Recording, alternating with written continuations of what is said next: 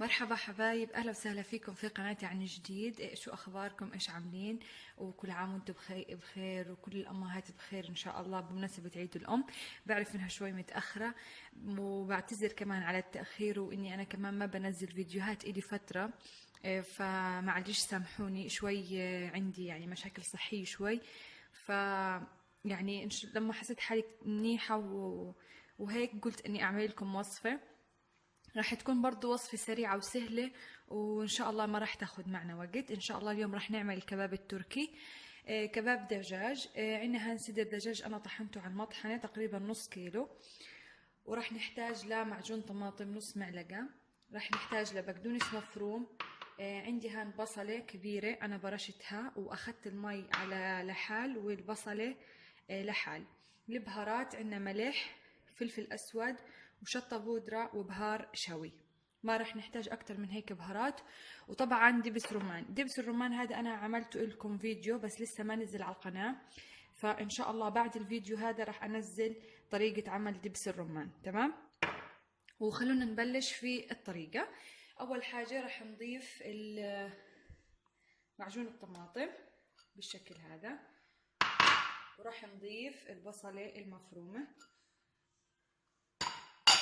ورح نضيف البقدونس المفروم. مية البصل أنا ما رح استخدمها هالقيت. تمام؟ مية البصل أنا حستخدمها لما أجي أكبب الكباب على السياخ. تمام؟ فلفل أسود حكينا، شطة بودرة، ملح، وبهار شوي. تمام؟ ونعطيهم فركة منيحة. تمام؟ بالشكل هذا.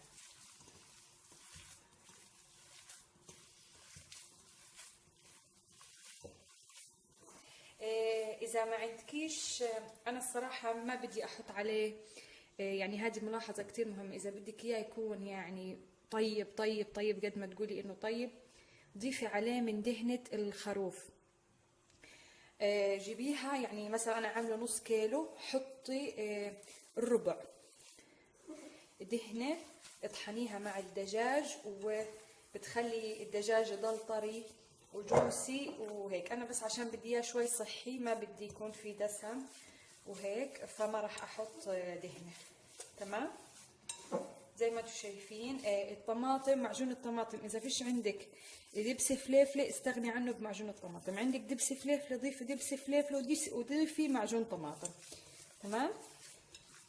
فبالشكل هذا هيك احنا دعكناهم مع بعض. راح اضيف معلقه صغيره، بس خلوني اغسل ايدي عشان افتح المرطبان، من دبس الرمان. تمام؟ اوكي حبايب، هي عندنا دبس الرمان، شايفين؟ ولا اروع. راح احتاج بس هالقد، مش اكتر من هيك. تمام؟ واحكموا الاغلاق، والمرطبان اللي تفتحوه حطوه بالثلاجه. وراح نعطيها تقليبه اخيره، وبعد هيك راح نبلش نسيح. أكلة سهلة وسريعة، بتاخدش وقت وشوي، وبتكون يعني بس تكون عندك الدجاج مطحون والأشياء جاهزة على طول، بتاخدش وقت كتير. تمام؟ إذا كان الدجاج بحرارة الغرفة، بعد ما تخلط المكونات حطيها بالثلاجة يعني ربع ساعة نص ساعة عشان تمسك معك.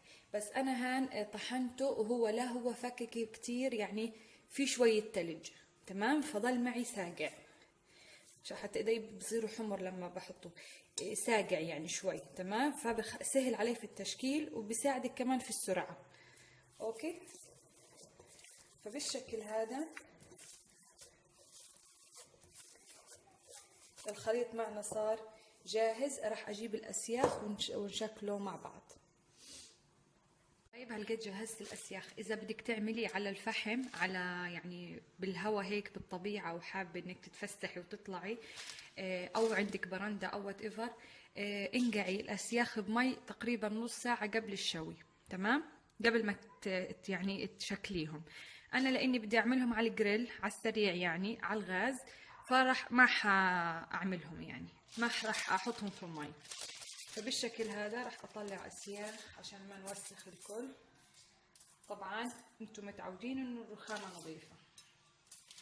مية البصل عندي هان، بس راح اضيف على مية البصل تقريبا شوي من الزيت النباتي بس عشان يتحمر معي وما ينشفش ويساعدني في التشكيل، ويكون يعني عشان فيش فيه دسم او اشي فيكون معي ممتاز.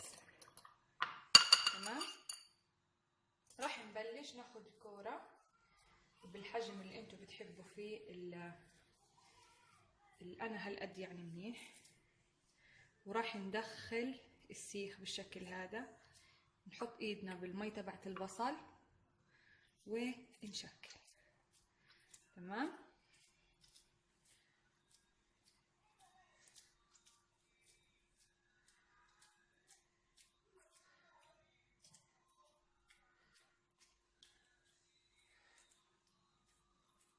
بالشكل هذا. تمام. بحابة تعملي فيه شكل يعني يكون فيه هيك شكل اصبعك هيك، تعملي بين كل وحدة ووحدة بالشكل هذا اذا حابة، اذا مش حابة مش ضروري. تمام. هيك بالشكل هذا، وفي الاخير شوية من الزيت والبصل وتمام. هعمل معكم واحد تاني والباقي انا حشكله وحشوفكم ان شاء الله بالشوي. اكلة جدا سهلة وسريعة وما بتاخد وقت. تمام. بالشكل هذا. واذا بتحسي انه السيخ مش شايل منيح، يعني السيخ تبعك رفيع الخشب، حطي اثنين مع بعض شكليهم على السيخ. تمام. وفيكي بدون سياخ تشكليه عادي اصابع وعلى الجريل على السريع، ما برضو بضرش. تمام. بالشكل هذا. ومن هنا امسكوه منيح، ومن هنا امسكوه، سوري انا بفكر جاي، من هنا امسكوه منيح ومن هنا امسكوه منيح. تمام.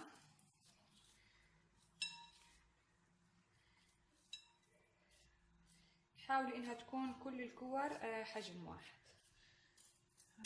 نخليه تحت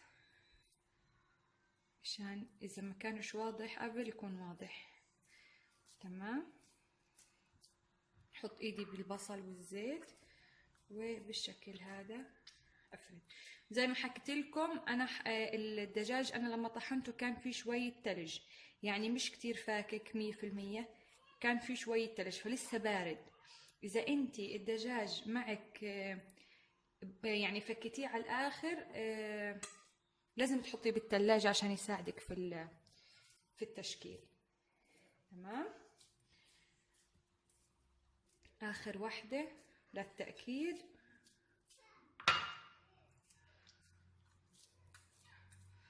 وهيك اكلتنا تقريبا يعني جهزت. فيكي تعمليه بدون اسياخ وتحطيه بالفريزر، وقت ما بدك جاي عبالك تاكلي شوي، جاي عبالك اشي تطلعي وتشوي على طول على الجريل على النار، انتي حرة. تمام. بالشكل هذا. وهيك الكمية معنا صارت جاهزة بالشكل هذا. النص كيلو عمل معنا الكمية هذه زي ما انتم شايفين. جهزناهم وسيخناهم. عندنا هالجريل انا شوي يعني مولع عليها النار قبل بشوي، وراح اضيف عليها شوية رشة زيت نباتي مش كتير لا تكتروا، وراح نبلش الرص اسياخ الكباب على الجريل. تمام. لما ترصوا الاسياخ لا تحركوها، يعني بتمنى انه ما تقلبوا الاسياخ عشان اول ما بتحطيها انت عارفة زي انها بتمسك شوي يعني بالصينية او بالمقلة او هيك، فحتحسيها بتمسك شوي، بس خليها شوي تاخد لون، بعد هيك قلبيها ما حتغلبك ابدا في التقليب. زي ما انتم شايفين بالرص الاسياخ، وراح نخليهم يعني صراحة ما أخذت معي كتير وقت، 10 دقايق تقريبا بتكون الأكلة كلها خالصة. بس إنه بدها شوية طولة بال في التقليب.